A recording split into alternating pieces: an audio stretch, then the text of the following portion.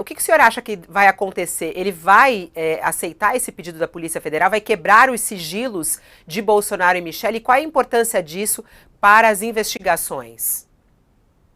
Olha, eu acho que ele vai deferir. Aliás, ele precisa deferir, porque senão ele está fazendo com que a investigação não atinja o seu objetivo, que é a busca da verdade do que aconteceu.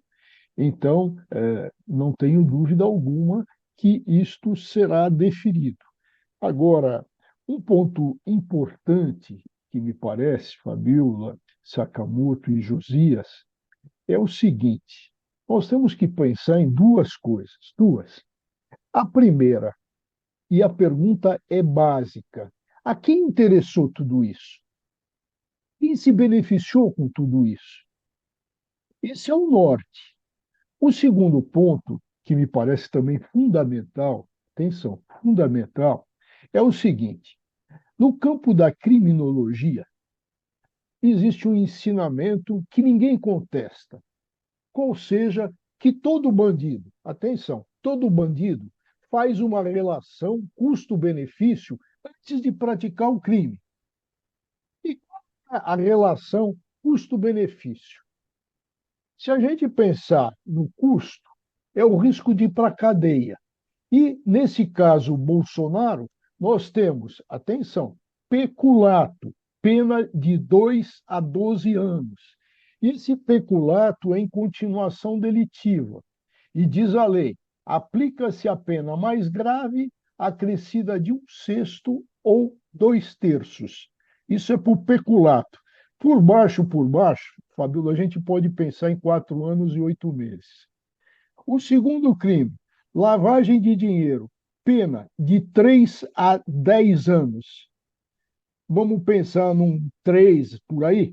E tem o crime de associação delinquencial de 1 a 3. Pelos meus cálculos, e volto àquele ponto da relação custo-benefício que todo bandido faz, nós estamos aí com uns 10 anos por baixo.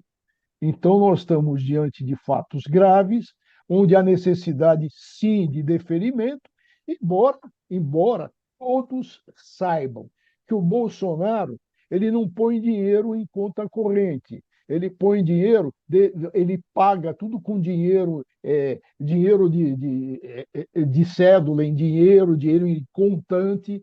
Ele não é daqueles que vai deixar um rastro em conta corrente. Por isso é que ele deu aquela nota no final de semana dizendo que pode quebrar sigilo e tal. Não vamos esperar disso dele, porque todo o patrimônio imobiliário dele, todas aquelas transações imobiliárias foram todas feitas em dinheiro. Então é aquele tipo que esconde dinheiro num linguajar antigo debaixo do colchão. Então é isso, Fabio.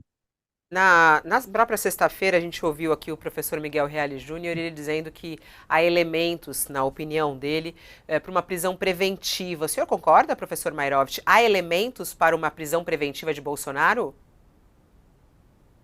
Olha, eu acho que, veja bem, o professor Miguel Reale, somos amigos, é um grande jurista, eu acho que até um dos maiores penalistas que nós temos. Mas vamos ao ponto que a Constituição diz: princípio da necessidade. Qual é a necessidade? Senão nós vamos ter uma antecipação de condenação, os elementos estão aí. Eu acho que, usando a expressão do Josias, com dois neurônios, eu diria, Josias, com um neurônio, tem alguma dúvida da participação do Bolsonaro nisso. Tem alguma dúvida que ele é chefe da organização criminosa.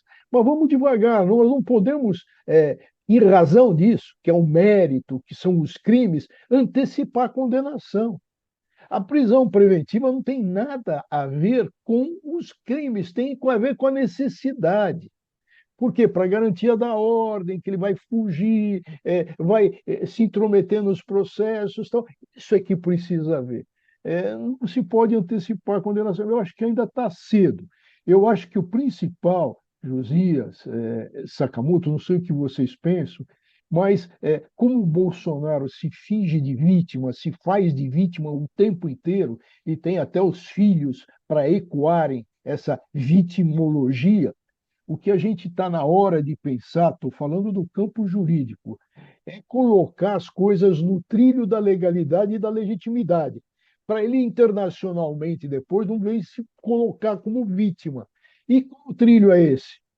Se mandar tudo para primeiro grau, porque ele não tem foro privilegiado. Nós precisamos acertar isso com relação a esse inquérito, que não que não haja crime, longe disso, mas nós precisamos encontrar o caminho da legalidade e da legitimidade. Em primeiro grau, as coisas vão bem também. São juízes, têm controle de tribunal, e o Supremo fica para um pronunciamento final.